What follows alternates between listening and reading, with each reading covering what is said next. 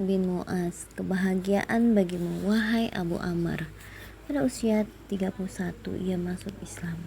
Sa'ad bin Mu'az ini nama lengkapnya adalah Sa'ad bin Mu'az bin Nu'man bin Imri'ul Qais al-Ausi al-Ansari. Dia adalah pemimpin kabilah Aus dan pembawa panji mereka dalam perang Badar. Tubuhnya tinggi besar. Ia masuk Islam di Madinah di tangan duta besar Mus'ab bin Umair pada usia ke-31 tahun, dan dalam usia 37 tahun ia pergi menemui syahidnya. Di antara hari keislamannya sampai saat wafat, ketika Rasulullah SAW bermusyawarah dengan para sahabatnya dalam perang Badar, saat berbicara atas nama orang Ansor kepada Rasulullah, saat mengatakan, "Wahai Rasulullah, kami telah beriman kepadamu dan membenarkan kenabianmu. Kami juga menjadi saksi bahwa apa yang Anda bawa adalah kebenaran. Atas dasar itu kami telah menyatakan janji setia kepada Anda. Jalankanlah apa yang Anda kehendaki, wahai Rasulullah. Kami akan tetap bersama Anda. Demi Zat yang mengutus Anda dengan kebenaran, seandainya Anda mengarungi lautan dan Anda terjun ke dalamnya, niscaya kami akan terjun bersama Anda, dan tak seorang pun di antara kami yang akan mundur. Kami tidak akan benci bila Anda menghadapkan kami dengan musuh esok hari. Kami akan tabah menghadapi peperangan dan pertempuran bila bertemu dengan musuh. Semoga Allah memperlihatkan kepada Anda apa yang menyenangkan mata Anda dan kami. Mari kita berangkat ke medan tempur dengan berkah Allah." Ini ucapan Sa'ad bin Mu'az ya. Ketika itu Sa'ad bin Mu'az ini berlari ke rumah As'ad bin Zurarah untuk melihat seorang pria dari Mekah yang bernama Mus'ab bin Umair. Kisah beliau masuk Islam ya. Jadi Mus'ab bin Umair ini dikirim oleh Nabi Muhammad sebagai utusan untuk menyebarkan tauhid dan agama Islam di Madinah.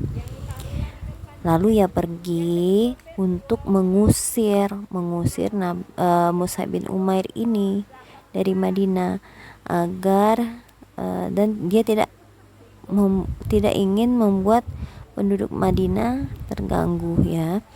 Tetapi saat ia bersama Usaid bin Zurarah sampai di dekat majelis Mus'ab bin Umar di rumah sepupunya, tiba-tiba dadanya menghirup udara segar ya, dan merasakan kenyamanan di sana. Dan belum lagi ia sampai kepada hadirin dan duduk di antara mereka memasang telinga demi mendengar kata-kata Mus'ab bin Umar, maka Allah telah menerangi jiwa dan ruhnya. Ini jadi saat itulah Sa'ad bin Umar ini merasakan bahwa dia tertarik dan ingin berbaiat kepada Rasulullah.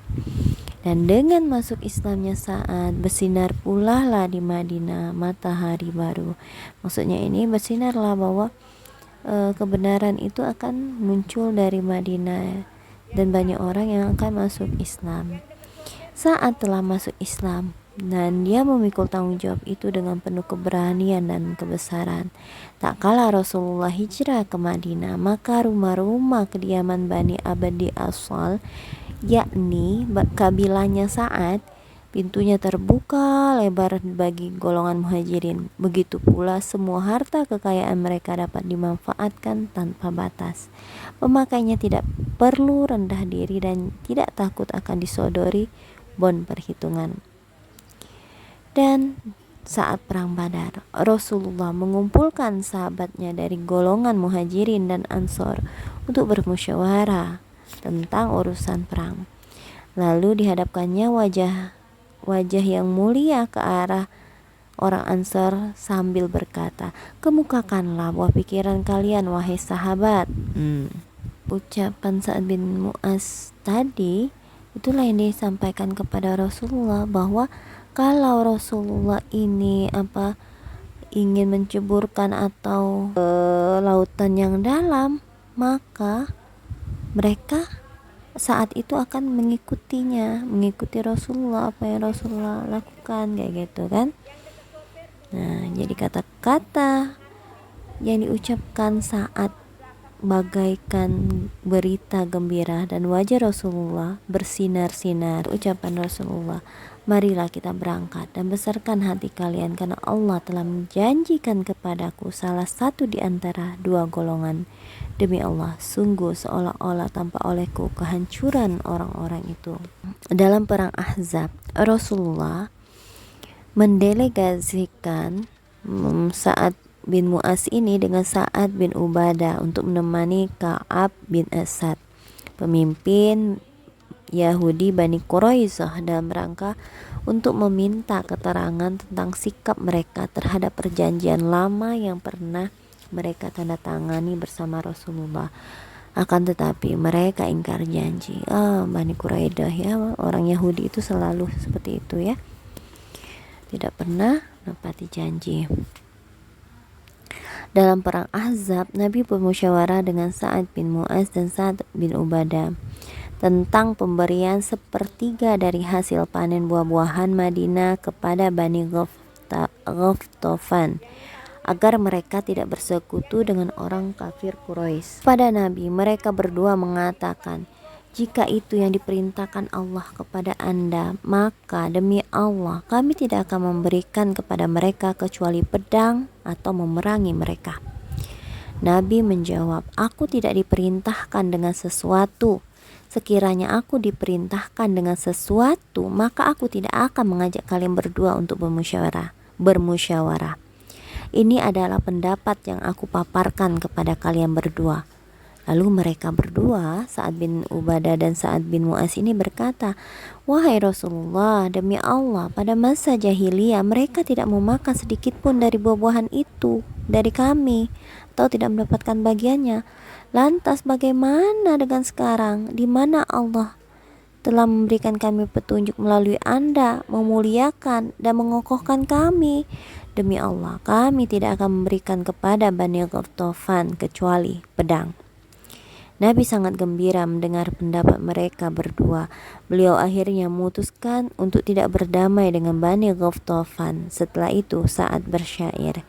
Ia diam sejenak, menyaksikan pertempuran pasukan onta, lalu berujar, alangkah indahnya kematian bila telah tiba saatnya ajal. Waktu perang Uhud, yaitu ketika kaum muslimin telah bercerai-berai karena serangan mendadak dari tentara musyrikin,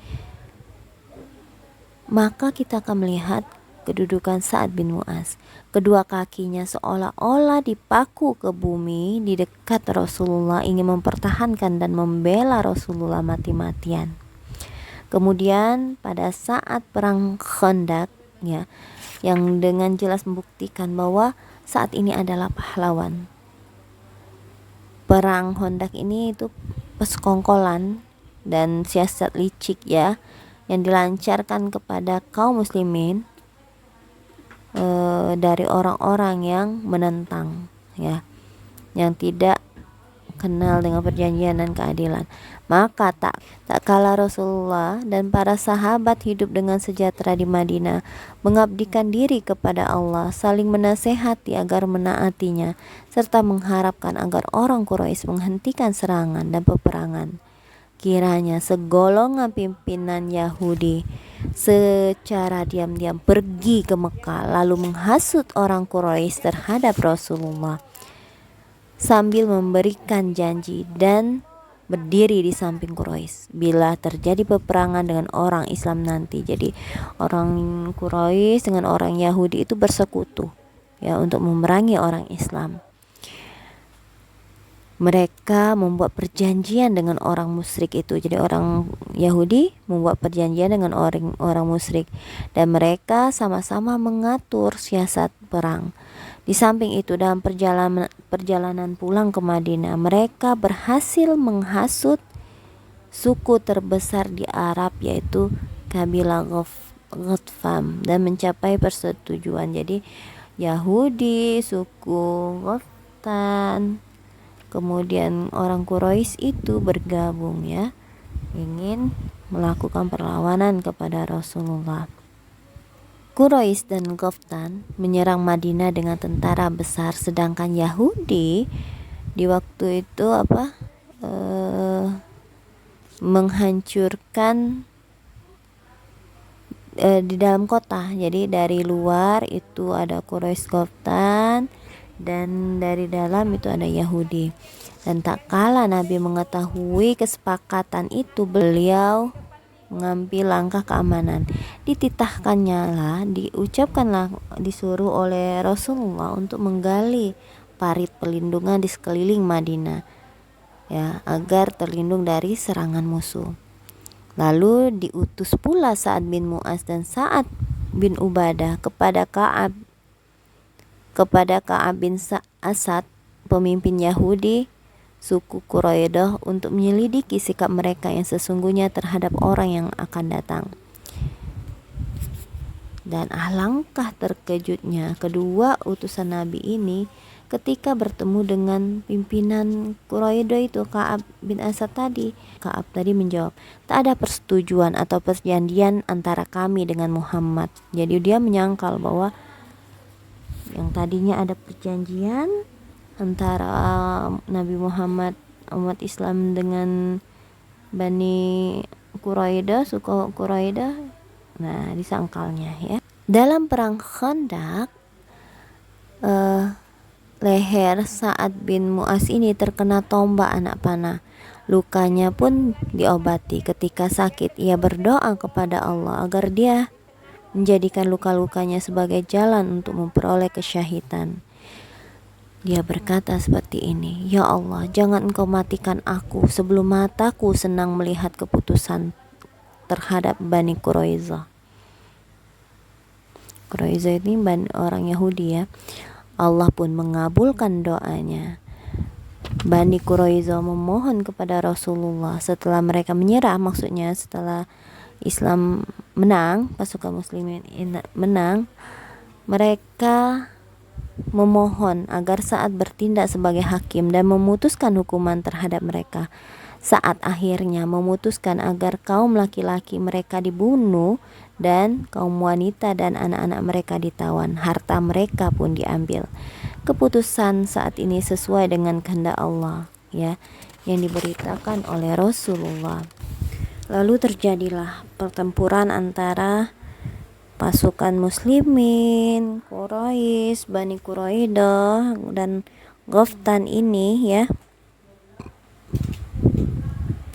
Dan Rasulullah pun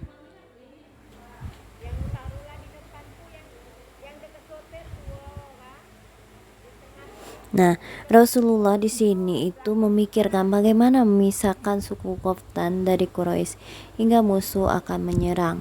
Bilangan dan kekuatan mereka akan tinggal separuh. Maksudnya Rasulullah ini agar tidak terlalu banyak tentang musuh yang akan diserang, ya, kayak gitu, ya.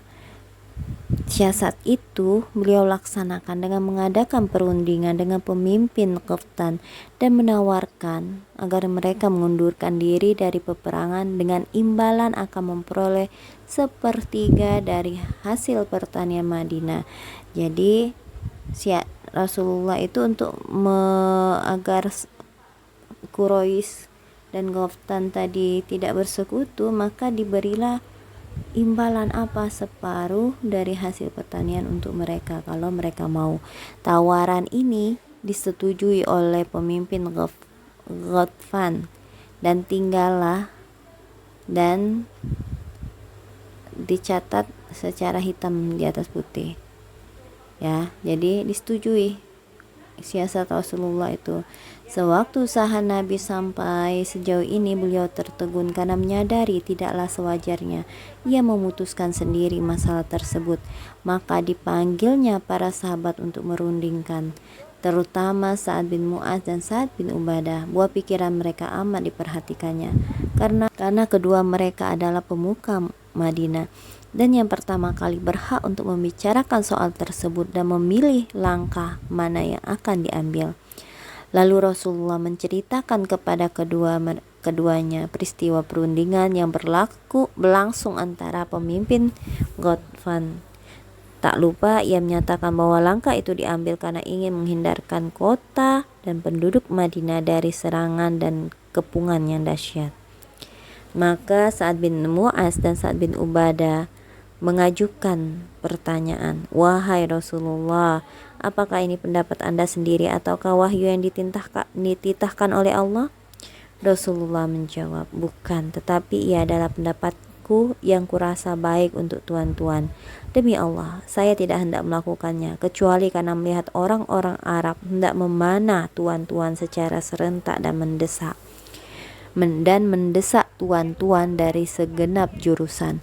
Maka saya bermaksud hendak membatasi kejahatan mereka sekecil mungkin." Sa'ad bin Mu'az merasa bahwa nilai mereka sebagai laki-laki dan orang beriman mendapat ujian, ya. Jadi dia berkata, "Wahai Rasulullah, dulu kami orang-orang itu berada dalam kemusyrikan dan pemujaan berhala, tidak mengabdikan diri kepada Allah dan tidak kenal kepadanya. Sedang mereka tidak mengharapkan dapat makan sebutir kurma pun dari hasil bumi kami, kecuali bila disuguhkan atau dengan cara jual beli. Sekarang setelah kami memperoleh kehormatan dari Allah dan memeluk Islam dan mendapatkan bimbingan untuk menerimanya, dan setelah kami dimuliakan dengan Anda dan dengan agama itu, lalu kami harus menyerahkan harta kekayaan kami? Demi Allah, kami tidak memerlukan itu, dan demi Allah, kami tak hendak memberi kepada mereka kecuali pedang, hingga Allah menjatuhkan putusannya dalam mengadili kami dengan mereka." Tanpa bertangguh, Rasulullah merubah pendiriannya dan menyampaikan kepada para pemimpin suku Ghatfan bahwa sahabatnya menolak rencana perundingan dan bahwa beliau menyetujui dan berpegang kepada keputusan para sahabatnya.